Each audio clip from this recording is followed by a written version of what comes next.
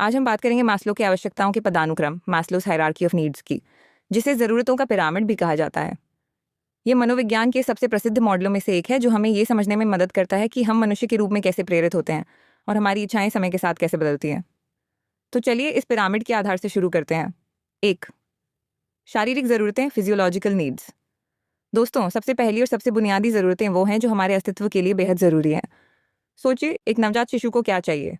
उसे बस सोना है, खाना है और सिर पर छत चाहिए। इसी तरह हम सभी के लिए भोजन, पानी, हवा, नींद और आराम सबसे पहले आते हैं। जब तक हमारी ये ज़रूरतें पूरी नहीं होती, हम किसी और चीज़ पर ध्यान केंद्रित कर ही नहीं सकते। अगर पेट खाली है तो आप पढ़ाई या नौकरी के बारे में कैसे सोचेंगे? 2. सुरक्षा की ज़रूरतें, सेफ्टी नीड्स। एक बार जब हमारा पेट भर जाता है और हमें आराम मिल जाता है तो हमारी अगली प्राथमिकता होती है सुरक्षा। इसका मतलब है शारीरिक सुरक्षा कि हम किसी खतरे में ना हों। साथ ही आय की स्थिरता, एक सुरक्षित घर और स्वास्थ्य सुरक्षा भी इसमें शामिल है। सोचिए, अगर आप लगातार असुरक्षित महसूस कर रहे हैं तो क्या आप अपनी क्षमता का पूरा उपयोग कर पाएंगे? बिल्कुल नहीं।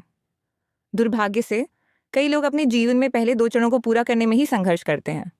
3. प्रेम और अपनेपन की ज़रूरतें, लव एंड बिलोंगिंग नीड्स। एक बार जब हम सुरक्षित महसूस करने लगते हैं तो हम सामाजिक प्राणी होने के नाते प्यार और अपनेपन की तलाश करते हैं। हमें दोस्तों, परिवार और समुदाय के साथ रिश्तों की ज़रूरत होती है। अध्ययन बताते हैं कि अकेलेपन में रहने से मानसिक और भावनात्मक अस्थिरता आ सकती है, भले ही आप कितने भी सुरक्षित या अच्छी तरह से पोषित क्यों ना हो। यही कारण है कि स्वस्थ रिश्ते बनाना हमारे लिए इतना महत्वपूर्ण है। कई लोगों के लिए ये चरण एक अड़चन बन जाता है क्योंकि वे स्वस्थ रिश्ते नहीं बना पाते हैं। 4. सम्मान की ज़रूरतें, एस्टीम नीड्स। जब हमारे रिश्ते बन जाते हैं और हम सामाजिक रूप से जुड़े होते हैं तो हम आत्मसम्मान की तलाश करते हैं। इसका मतलब है आत्मविश्वास, दूसरों से सम्मान प्राप्त करना, उपलब्धियां हासिल करना और अपनी क्षमता को पहचानना। ये तब होता है जब आप अपने रिश्तों से संतुष्ट होते हैं और महसूस करते हैं कि आप दूसरों द्वारा समर्थित और सराहे जाते हैं। जब हम खुद को स्वीकार करते हैं तब हमें आत्मसम्मान मिलता है, भले ही दूसरे हमें गलत समझें या नापसंद करें। 5. आत्मबोध की ज़रूरतें, सेल्फ एक्चुअलाइजेशन नीड्स। और अंत में पिरामिड के शिखर पर आता है आत्मबोध। यह मास्लो के पदानुक्रम का उच्चतम स्तर है। ये वह अवस्था है जब हम अपनी पूरी क्षमता को पहचानते हैं, अपने उद्देश्य को खोजते हैं और उसके अनुसार जीते हैं। इसमें नैतिकता, रचनात्मकता, सहजता, पूर्वाग्रह का अभाव और तथ्यों को स्वीकार करना शामिल है। ये वह चरण है जब लोग अपने जुनून, अपनी बुलाहट और जीवन में अपने अपने उद्देश्य को पाते हैं। एक उदाहरण से समझते हैं। मान लीजिए एक काउंसलर है जो महिलाओं के आश्रय में काम करती है।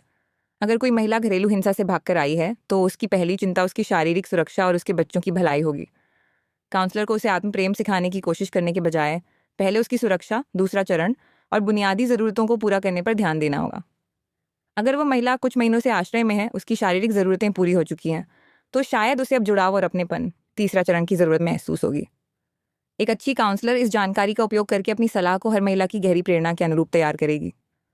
ये पिरामिड हमें ये समझने में मदद करता है कि हमारी प्रेरणाएं कैसे बदलती हैं और हमें ये भी बताता है कि किसी भी व्यक्ति को उनके जीवन के किस चरण में क्या चाहिए।